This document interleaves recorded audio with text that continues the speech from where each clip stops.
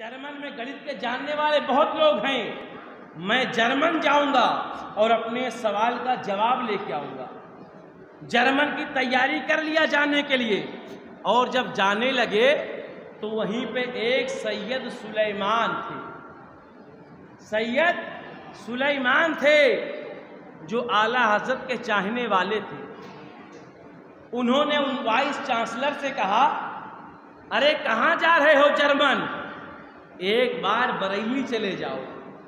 اعلیٰ حضرت کے علم کے بارے میں نے بہت سنا ہے، شاید وہ تمہارے سوال کا جواب دے دیں. اللہ اللہ، شاید وہ تمہارے سوال کا جواب دے دیں گے.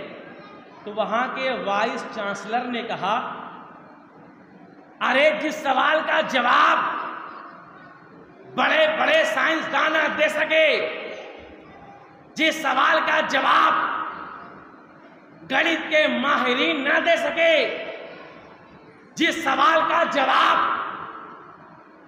انگणित بیج گणित کے جاننے والے نہ دے سکے، جس سوال کا جواب فورن کنٹری والے نہ دے سکے، اس سوال کا جواب ایک معمولی مولوی کیسے دے سکتا ہے؟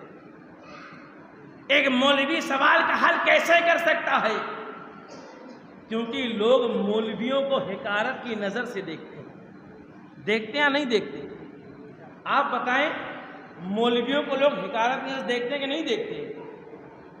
آج ہمارا ایک معاملہ وکیل سے ہو جائے، پولیس والے سے ہو جائے، کوئی کام پڑ جائے، ہم جائیں، وکیل ہم سے 10 بار آنے کے لیے کہے گا، ہم 10 بار جائیں گے. وکیل اور پولیس ہمیں 1 گھنٹہ بیٹھا دے، 1 گھنٹے بعد تمہاری بات سنیں گے، ہم وہاں 1 گھنٹے بیٹھ جائیں گے. اور اگر امام صاحب کے پاس چلے جائیں، کہتے ہیں امام صاحب فاتحہ کرنا ہے، امام صاحب بولے چلو ہم آتے ہیں، اگر انہیں آنے میں 10 منٹ کا لیٹ ہو جائے نا تو آدمی سینے پہ سوار ہو جاتا ہے، گھٹکی دبانے کے لیے تیار ہو جاتا ہے.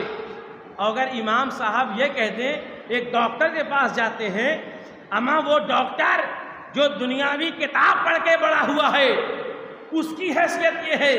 ڈاکٹر نے کہا میں 1 گھنٹے بعد دیکھوں گا. آپ گئے ہیں، دور سے گئے ہیں، لیکن ڈاکٹر سے آپ نے کہا بڑی دور سے آیا ہوں. اس نے کہا نہیں میں 1 گھنٹے بعد دیکھوں گا. آپ لوٹ آئیں گے، 1 گھنٹے بعد جائیں گے.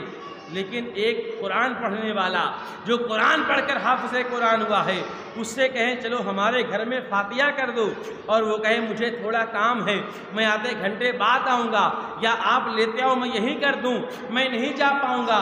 تو آدمی کہتا کھا کے بلبلا گیا، کھا کے بلبلا گیا ہے. ارے جو دنیاوی کتاب پڑھ کے ڈاکٹر بنا ہے اس کی یہ عزت ہے، جو قرآن پڑھ کر عالم دین بنا ہے اس کی یہ عزت ہے. تو مسلمان پریشان ہوگا یا نہیں ہوگا؟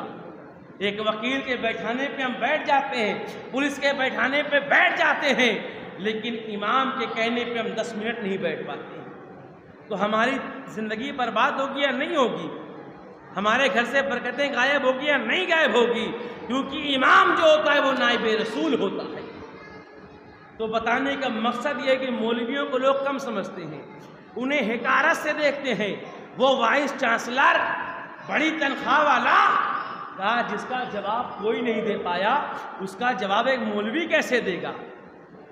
تو سید سلیمان نے کہا حضور یہ بتائیں اتنی دور جرمن جائیں گے، آپ کے پاس گاڑی تو ہے ہی ہے، 55 میل دور بریلی ہے، چلو ایک بار مل تو لو، چلو ایک بار مل تو لو. سوال کا جواب ملے نہ ملے یہ الگ بات ہے، لیکن کم سے کم تھوڑی دور ہے، گاڑی بھی موجود ہے، ایک بار چل کے ملاقات تو کر لو. سید سلیمان نے جب بار بار کہا تو وہ وائس چانسلر جانے کے لیے تیار ہو گیا. اور جب بریلی نکلے تو سید سلیمان نے جو ہے اعلیٰ حضرت کو پہلے خبر بھجوا دیا، حضور وہ ٹائی بھی لگاتا ہے، وہ پینٹ شرٹ بھی پہنتا ہے، اس کے خیالات بھی تھوڑا الگ ہیں، آپ اسے ناراض نہ ہوئیے گا، پہلے اس کے دل پہ قبضہ کریے گا، پہلے اس کے دل پہ قبضہ کریے گا. آپ نے فرمایا ٹھیک ہے میں تھوڑا نرمی کروں گا. اور جب یہ وائس چانسلر پہنچے بریلی تو عصر کی اذان ہو گئی تھی، عصر کی اذان ہو گئی تھی.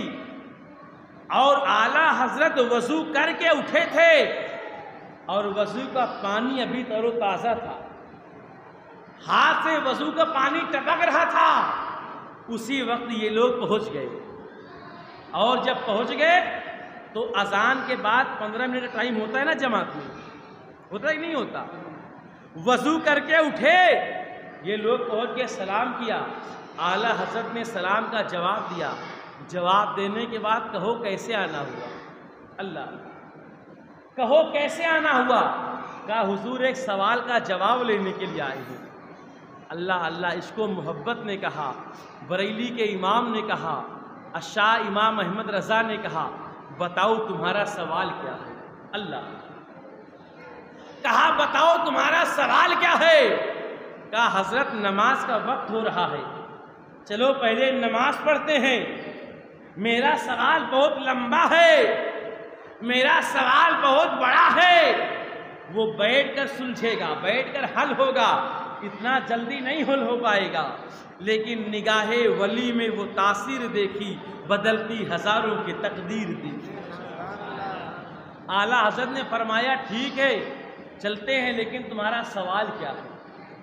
کیونکہ وہ جان رہے ہیں دل ہی دل میں سوال کتنی جلدی حل ہو جائے گا۔ کہا حضور بڑا لمبا سوال ہے۔ کہا سوال تو کیا ہے بتاؤ میاں؟ اس نے کہا حضور میرا سوال یہ ہے، بتانا نہیں چاہ رہا تھا کیونکہ اسے وہ بہت بڑا سوال مان رہا تھا۔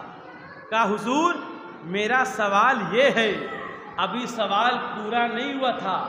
بریلی کے امام نے کہا تیرا سوال یہ ہے، اس کا جواب یہ ہے۔ اللہ، تیرا سوال یہ ہے، اس کا جواب یہ ہے۔